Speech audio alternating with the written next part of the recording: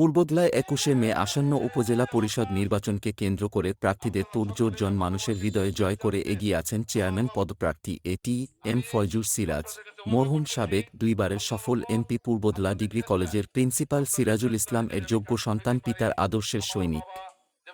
এবারে নির্বাচনে মোটরসাইকেল প্রতীকে সকলের দোয়া চেয়েছেন তিনি জীবনের শেষ রক্তবিন্দু দিয়ে হলেও জনমানুষের পাশে থাকতে চান। তাই এবারে নির্বাচনে সাধারণ মানুষ তাকে নির্বাচিত করবে বলে আশাবাদী। আমি চাই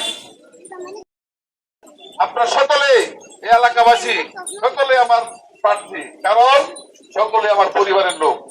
এই রত্ন ইউনিয়নের লোকজনকে আমার আব্বা নিজের পরিবার মনে করতো, আমি ওই সিরাজ জুয়েল আপনাদেরকে নিজের পরিবার রাস্তে সকলে আল্লাহ রাস্তে নিজের কাঁধে নিবেন, নিবেন যে আমানত, আপনাদের ভোট করা আমানত দিয়ে হলো আপনাদের আমানতকে আমি রক্ষা করবো ইনশাল্লাহ। যে কোনো কাজে এ.টি.এম. ফয়জুর সিরাজ জুয়েল আপনাদের পাশে থাকবে ইনশাল্লাহ। কোন ধরনের কোন দ্বিধাদ্বন্দ্ব না করে, কোন ভয় ভীতি না পেয়ে উৎসব মুখর পরিবেশে আপনারা সকলেই মোটর সাইকেল প্রতীকে নির্বাচন করতে রাজি আছেন না ইনশাল্লাহ?